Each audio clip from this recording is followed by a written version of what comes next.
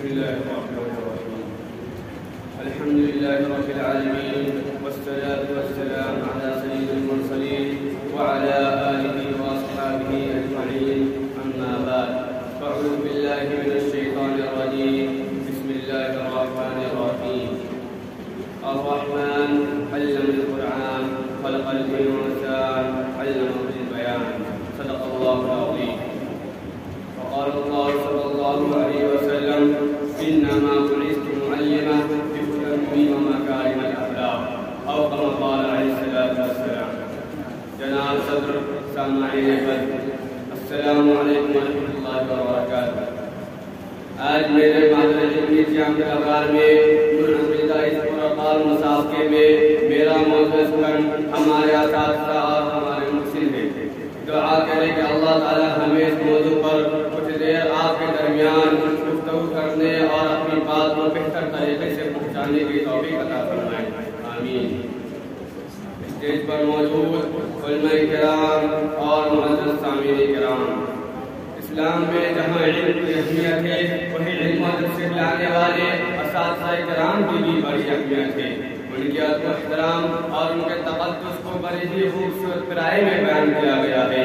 خود ہمارے اور آپ کے آقا سرور کائنات صلی اللہ علیہ وسلم نے اپنا تعلق ایک معلم کی حیثیت سے کرایا ہے.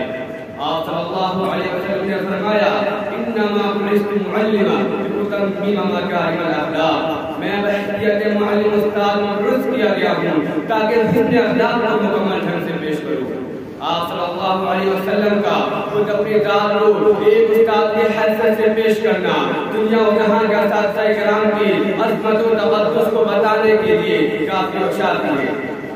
میرے پیارے مسلمانوں، ہم اور آپ روزانہ ایک ٹکڑا پتھر کا یہاں وہاں سڑکوں پر مشاہدہ کرتے ہیں اور دوسری طرف ایک خوبصورت تراش پتھر کو بھی ممبر و محراب کی صورت بنتے ہوئے دیکھتے ہیں.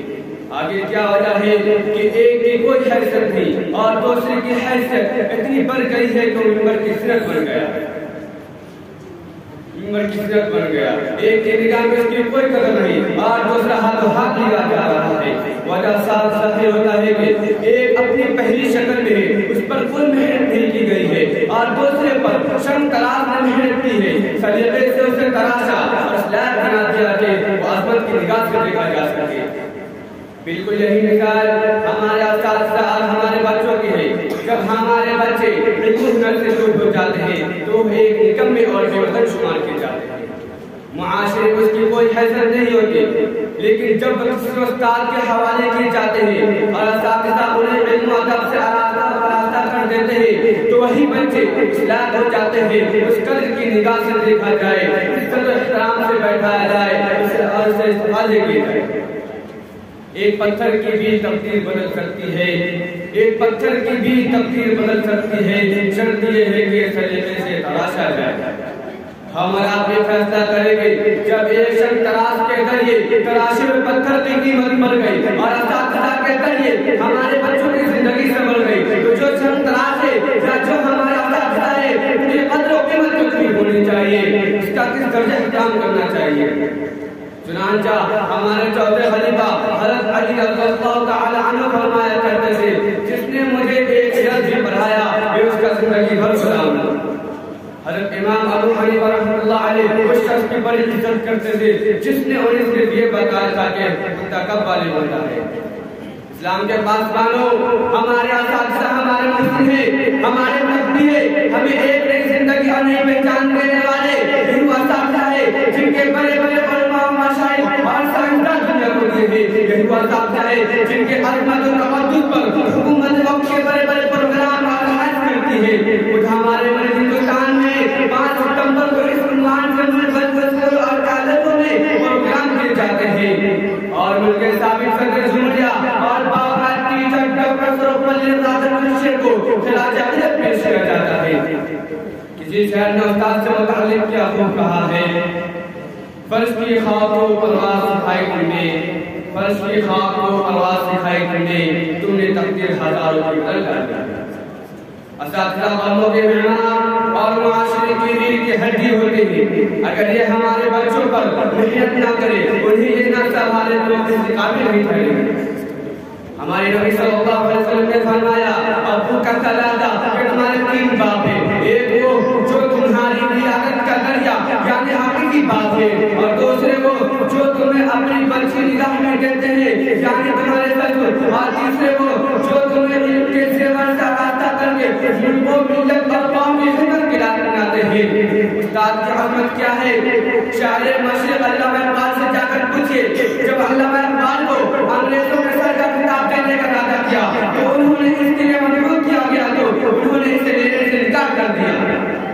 پوچھا گیا تو انکار کر دیا۔ وہ جب دریافت کی گئی تو انہوں نے کہا جنہوں نے اقبال کو علامہ اقبال بنایا ہے وہ اسے خطاب کیا جائے۔ پوچھا گیا کہ انہوں نے تو فرمایا وہ میرے استاد میر محسن ہے۔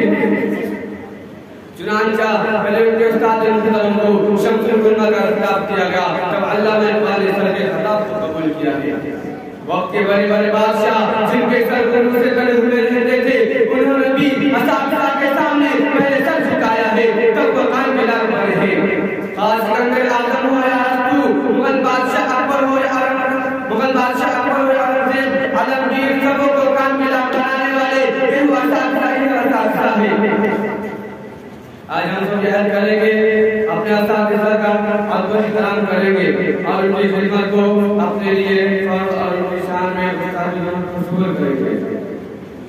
اگر آج ہم نے یاد کر لیا پھر کوئی مشکل نہیں کہ ہمارے درمیان بڑے ایسے جوال علوم اور اساتذہ قوم تیار ہو جن کے ذریعے ملک و قوم کی ترقی کا خواب پورا ہو سکے۔ اب میں اس شعر کے ساتھ اپنی تقریر کو ختم کرتا ہوں۔ عقل بھی بھٹا دیتا ہے، رتبہ بھی بھٹا دیتا ہے، عقل بھی بھٹا دیتا ہے، رتبہ بھی